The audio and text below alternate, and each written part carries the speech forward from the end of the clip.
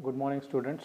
As of now, we have discussed metal casting and welding overview of the subject, then course objectives of the subject, and course outcomes or learning outcomes of the subject, and the content that is there in the syllabus prescribed by the university, and some reference textbook of this particular subject. Then we have discussed some different definitions and classifications of metal casting and welding processes. Then classification of manufacturing process, then metal casting in the foundry and the classification and factors that determines the selection of casting alloys, that is to be taught today. So as you are all now familiar with the casting process and welding processes, then once again I want to repeat the definition of metal casting process. Metal casting process is basically a manufacturing process where you are converting the raw material into product. So here that is manufacturing process definition. Then the metal casting is all about your heating raw material to the higher temperature within the furnace. Then you pour the liquid state or liquid phase of the metal into the mold cavity that is being created using patterns. Then you can solidify that particular metal, then that leads to cooling of a particular phase of a metal, then that leads to manufacturing of a particular product or a cast. That is the definition of metal casting process. Then the classification of manufacturing process, basically the primary manufacturing processes are metal casting and joining process. Then that is followed by metal cutting process, where you can utilize the machine tools, that is traditional and non-traditional machine tools, to cut difficult to cut materials, for that is using non-traditional machine tools. Then traditional machine tools such as lathe, drilling, milling machines and grinding machines that are required to get a specific or accurate shape as per the drawing derived from the department. Then in non-traditional machines, there is no physical contact between the cutting tool and the work material, where you can expect the predominant or adverse effect such as tool wear and rubbing. These are all the parameters that is going to eliminate with the help of this particular non-traditional machine tools that offers different or salient features to cut difficult to cut materials. So the next one is finishing process, that or the one more classification of manufacturing process.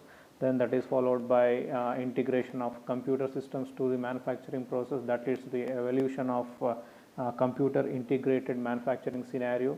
Then the cutting edge technology, that is additive manufacturing process, where you are adding the layer by layer material to have a particular product. That is what the classification of manufacturing process we have discussed.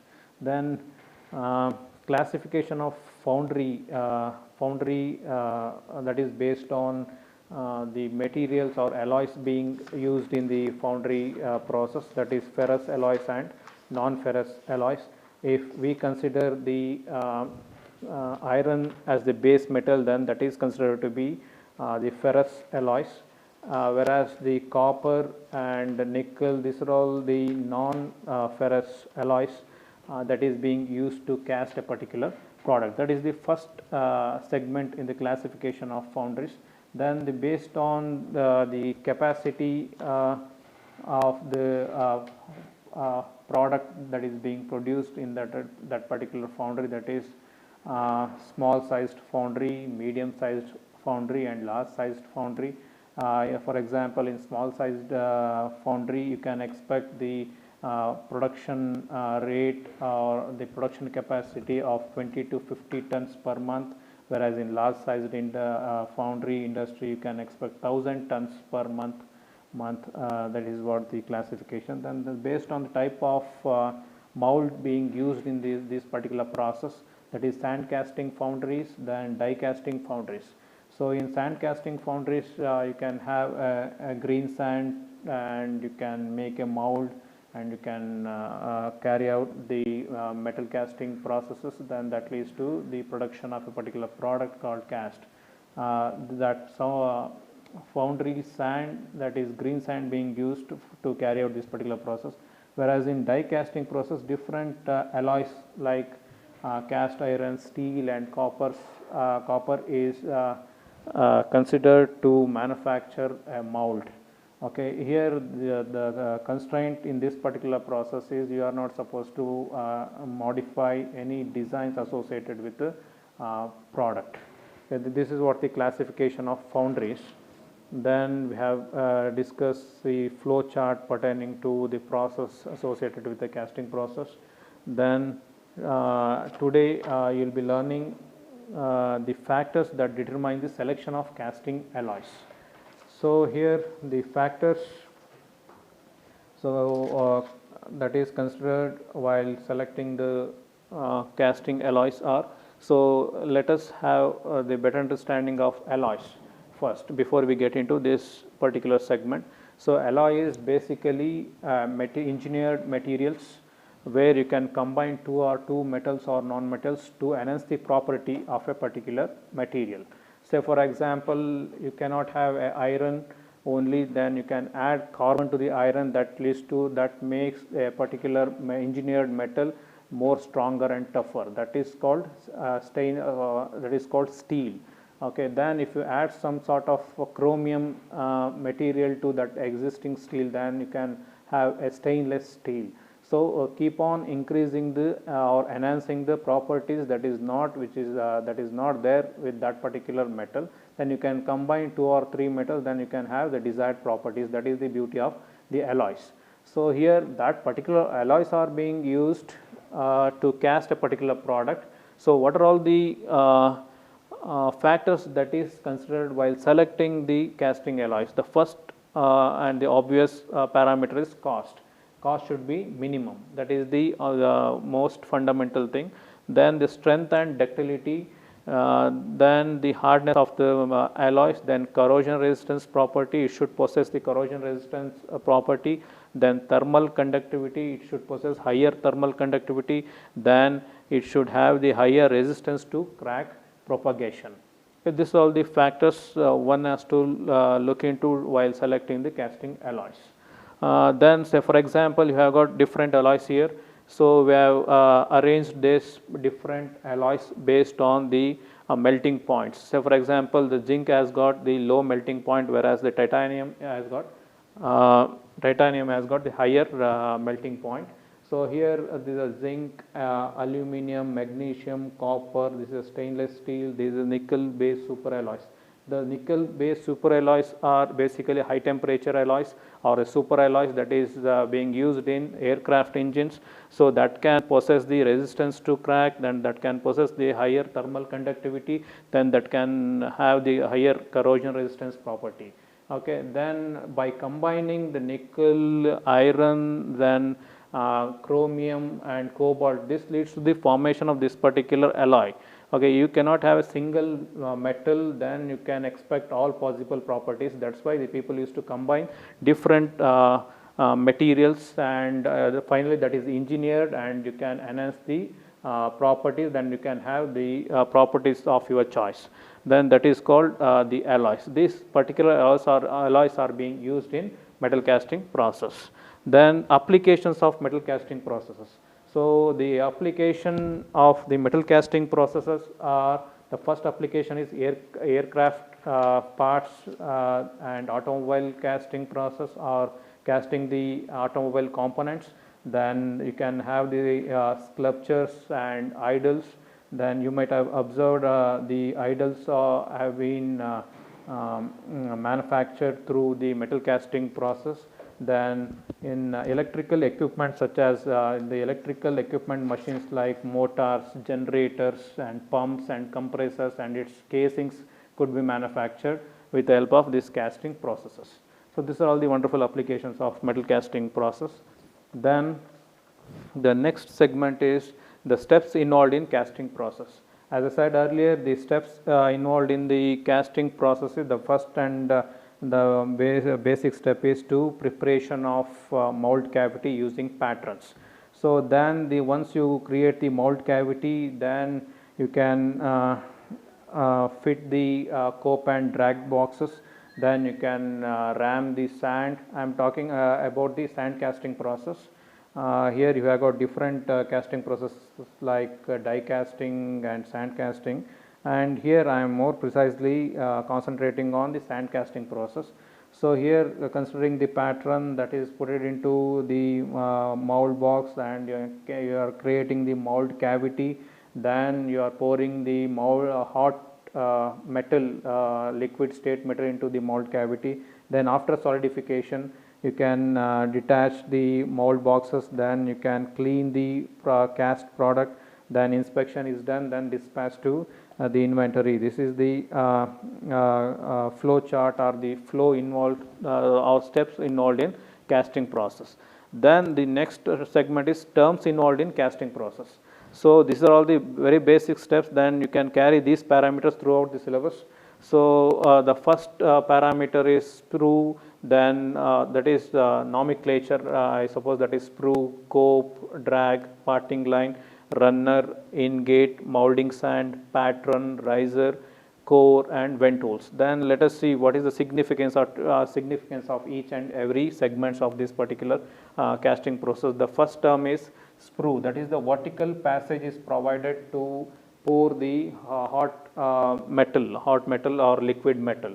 Then you have got two different boxes, that is upper box is called cope and the lower box is called drag.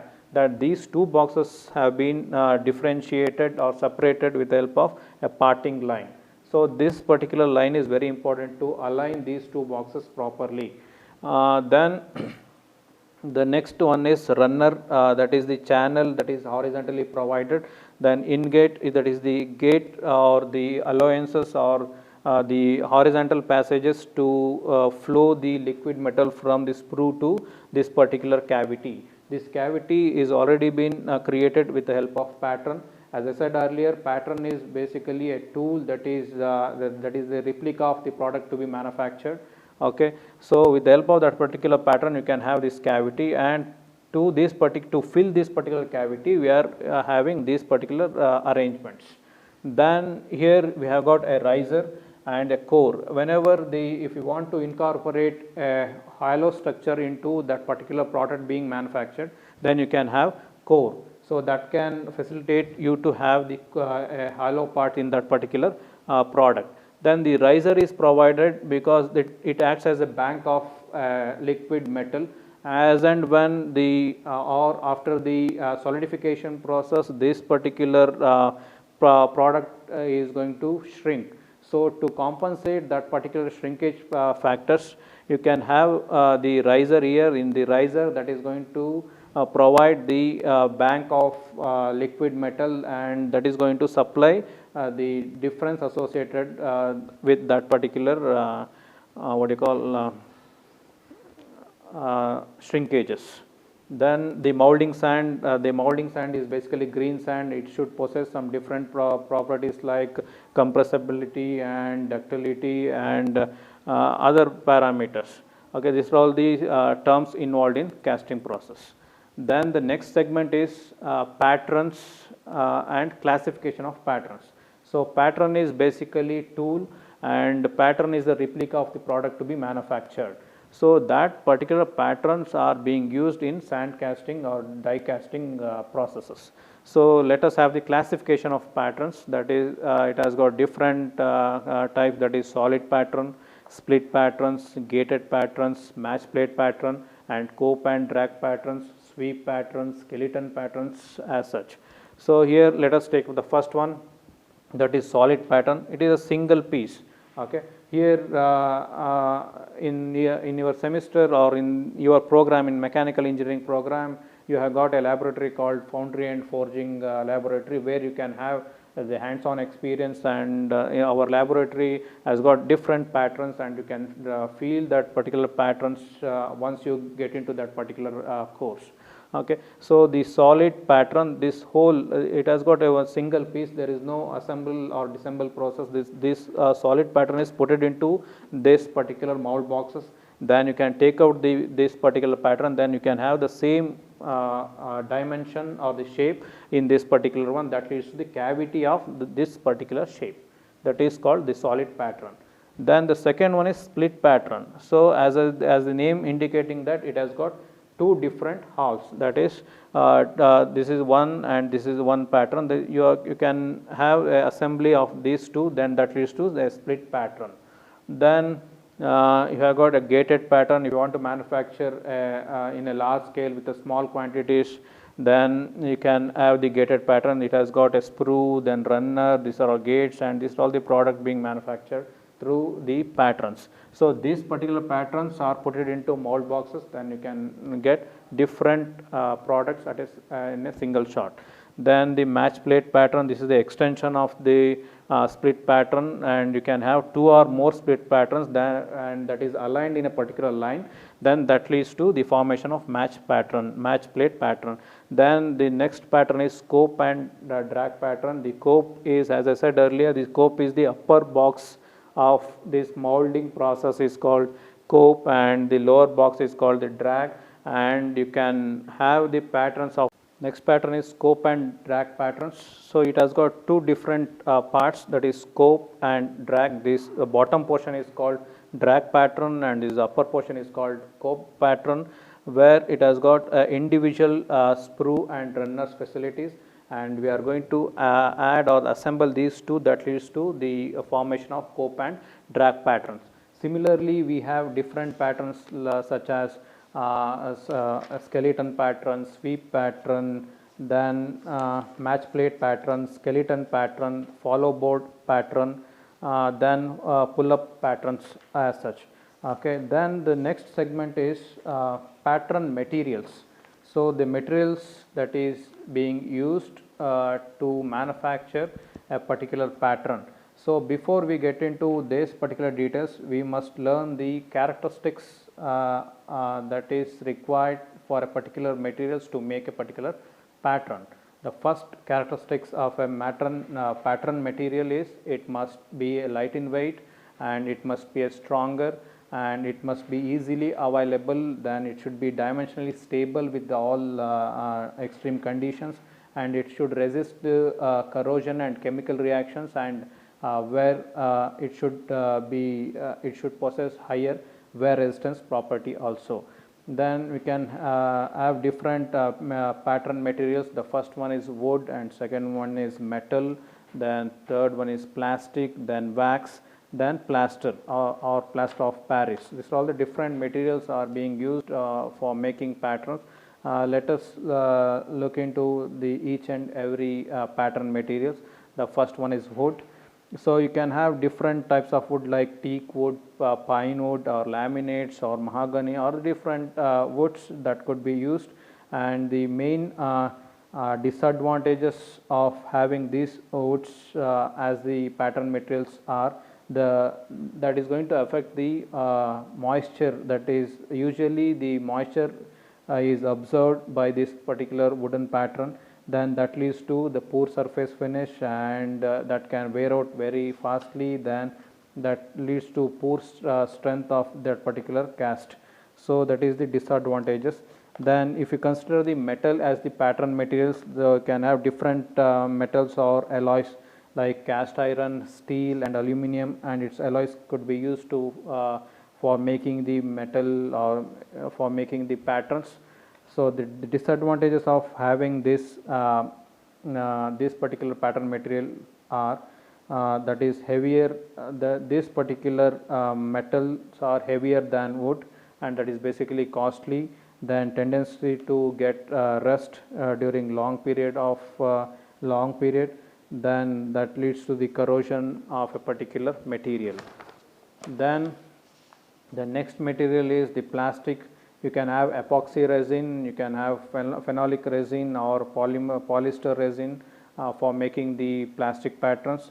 So advantage is light in weight, and that would give the good surface finish, and it does not absorb any moisture. whereas the disadvantage is that is not basically stronger material and that don't withstand the chemical reactions, and thin sections is very difficult to have.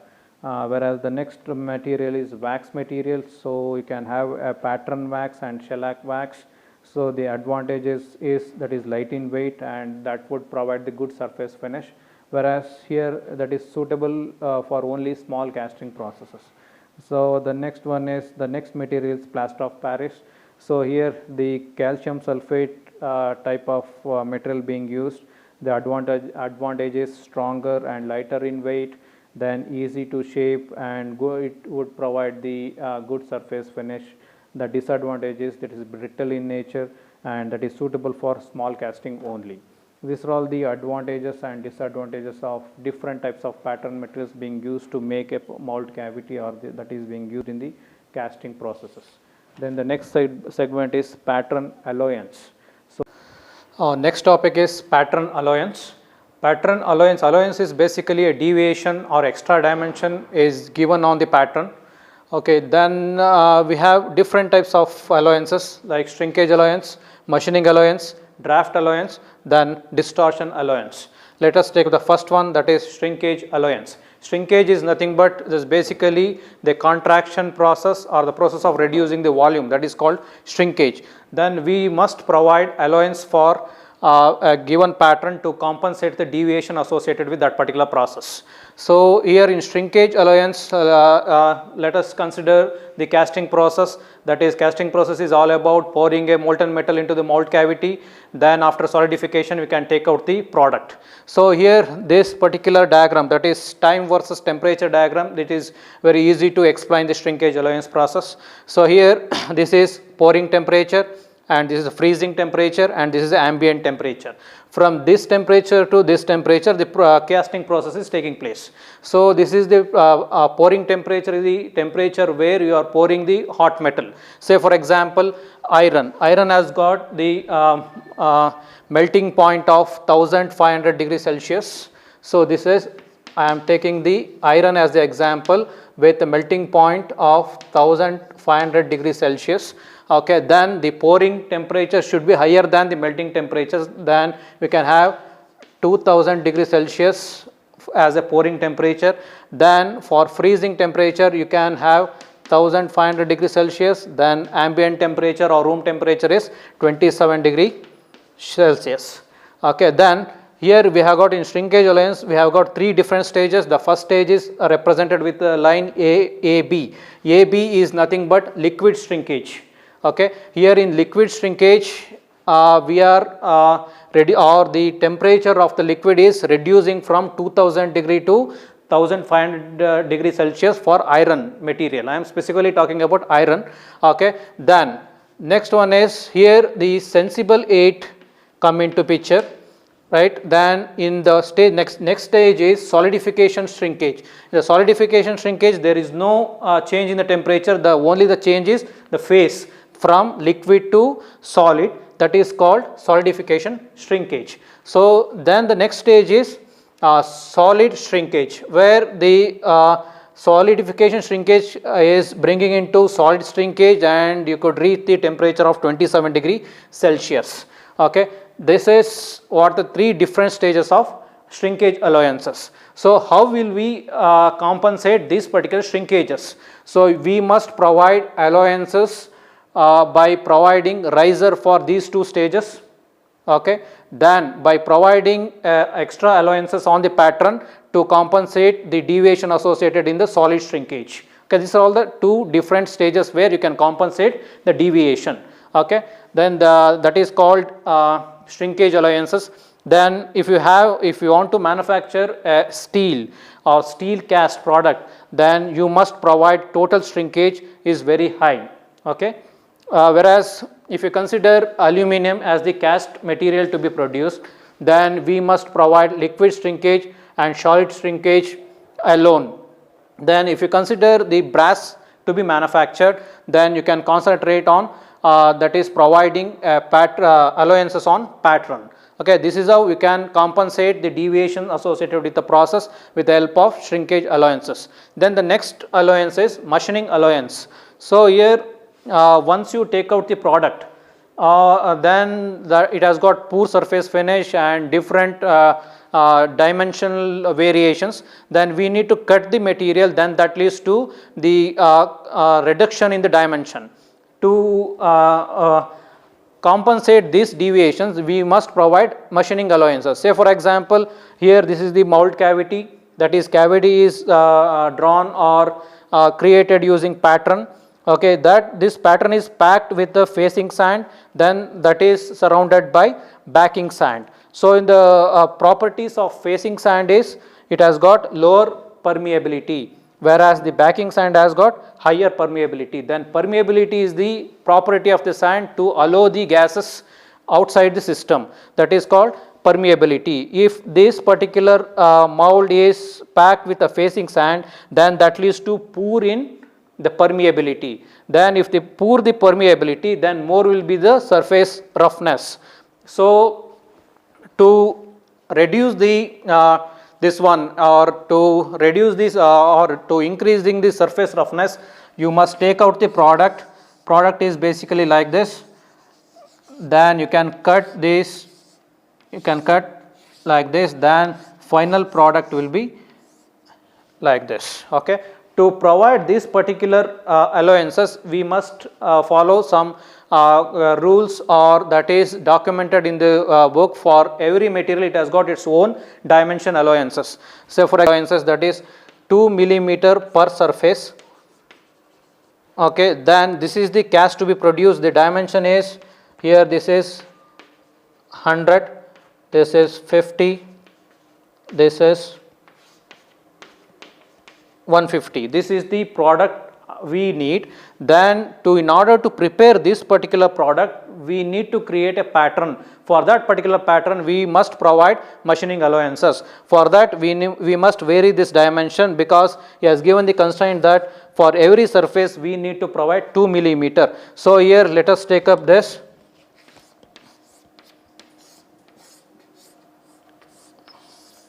So this is 100, it has got 2 adjacent surfaces. So add 2 on the either side, then the value becomes 104. Similarly, this particular face has got 2 surfaces, adjacent surfaces, add 2 plus 2 to this particular dimension, then this value becomes 154. Similarly, for this is 54. So this is how one can provide a machining allowances for this pattern. This is the pattern with machining allowances. This is the final product required.